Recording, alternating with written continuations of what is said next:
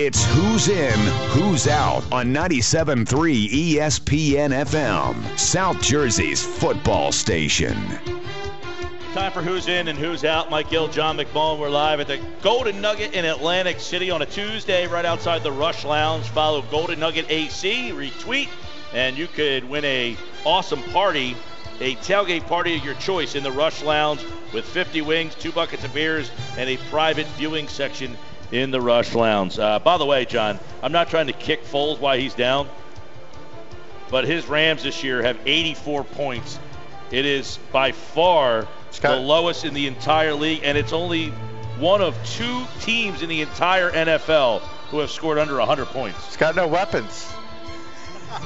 It's got no weapons in St. Louis. All right.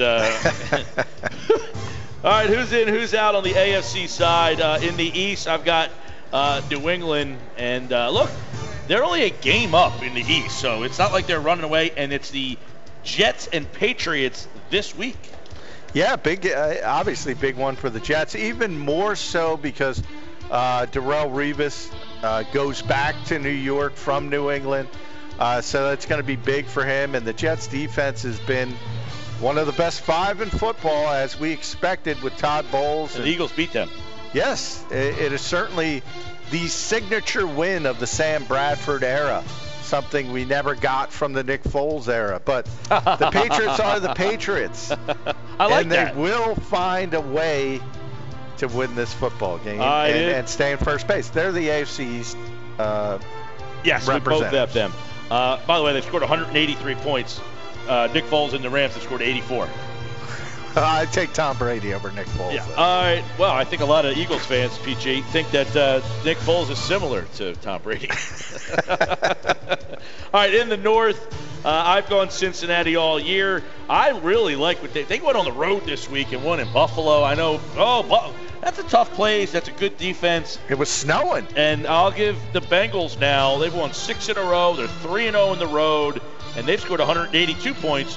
Which is almost 100 points more than Nick Foles. I'll tell you what. MVP candidate, Tom Brady, Aaron Rodgers, we all know. Can even throw Cam Newton in there. Andy Dalton. Tom Brady scored 183 points. Andy Dalton scored 182. The Cincinnati Bengals are the best team in football right now. Hey! AFC North champions to be. I have them last week, number 3 in my Fine 5. They've been there all year. I started the year off with them, number 3. I haven't moved them. In the South, a team that tried to use a fake punt formation that was illegal and then snapped the ball with 2 men covering the center who was a safety. I still think they're going to win the South. Yeah, they are.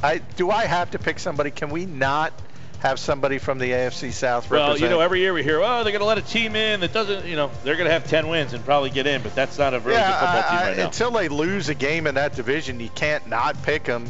But, Chuck Pagano sealed his fate with that goofy play call. Absent a Super Bowl run, which isn't going to happen, he's out at the end of the season. But, the Colts are going to win the division. In the West, Denver is unbeaten still, and they've got their own quarterback issues in spite of. They are undefeated with Peyton Manning really struggling along. And look, they are 3 games up, and including the fact that they beat the Raiders, they're really 4 games up if you look at it that way. So Denver cruising along in the West. Yeah, they're running away with it, and, we're just nitpicking the fact that Denver has changed from being an offense similar to Philadelphia, by the way. Every time you talk about a Peyton Manning team, it's offensively driven. Not this one. It's all defense, and Wade Phillips has, right there with the Jets is one of the top defenses in football. All right, the wild cards are interesting. You got a 3-3 Buffalo, a 2-3 Miami, a 2-4 Browns, a 2-4 Houston, a 2-3 Oakland, a 2-4 San Diego, and then a couple teams with 1 win. And then you got the Jets and you got the Steelers. And they're my 2. They're the only 2 teams with 4 wins right now. Everybody else is under 500 or 500. So I'll take Jets and Steelers I thought the Steelers got a big win this week to really put themselves in good position. So no change in the AFC. Jets and Steelers again. Yeah, I'm with you. I just vaulted the Steelers ahead of the Jets because they've been able to keep their heads above water. Michael Vick gets hurt. Landry Jones is in. They're still winning football games. They're going to make the playoffs. Big Ben, if he doesn't return this week, it's going to be very, very soon. So they've been able to weather the storm. And the Jets are just a good football team defensively, and they're going to be there all year. I don't think they're going to handle the Patriots, but they're going to be a wild card It's team. 3 weeks in a row, the AFC, no changes for me anyway. I don't know about you. Yep, nope. It's all the same except Pittsburgh vaulting ahead of the Jets as the first wild card instead of the second. All right, in the NFC, we'll start from the bottom up. Arizona struggled. I was not happy. You know, I've had them in my Fine Five pretty much all year long. They lost another game that was disappointing for them, for me anyway, but I still think they're the best team. They've got 203 points scored this year. The second place team in that division has 84. Yeah, disappointing. Second hiccup. You can't have that. If you think you're a Super Bowl contender, and that's what Arizona fashions They themselves lost to as, Landry Jones. Yeah, you can't do it. And Pittsburgh's a tough place to play. Carson Palmer still played really well, so they're going to be a good football team. They're going to win the NFC West, but you have to question whether they're going to be a true Super Bowl contender after the two hiccups, Rams game and the Steelers game. In the South, I've gone with Carolina all year. They're 5-0. They won in Seattle. They've only given up 94 points. They play nasty defense, and I'm going to stick with Carolina in the South. Philadelphia will travel there this week. Not an easy game. Well, as evidenced by the Golden Gridiron, and you are one game ahead of me through week 6, you're right again. I got to shift away from Atlanta, losing on Thursday night, and go towards Carolina. They're the unbeaten team.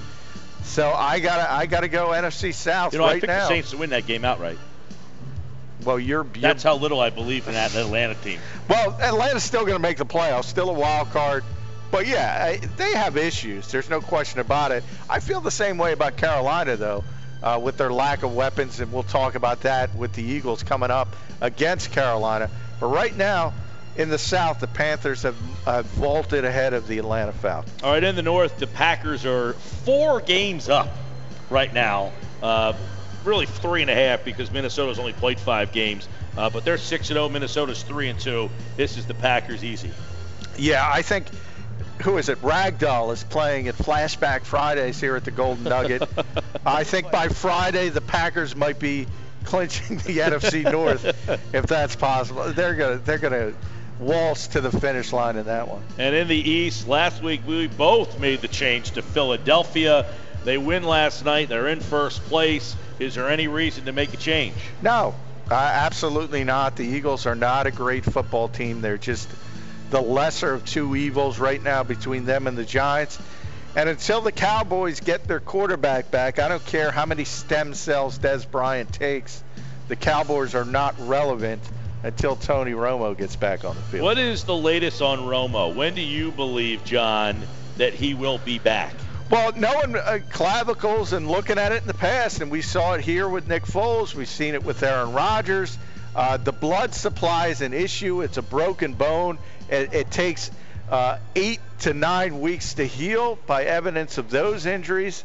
So it's still going to be a very long time. And it's more likely that Tony Romo, I've been saying it since day one of that injury, it lasts longer, not shorter than the original estimate. Does he play on Thanksgiving Day against Carolina? That would be week 12.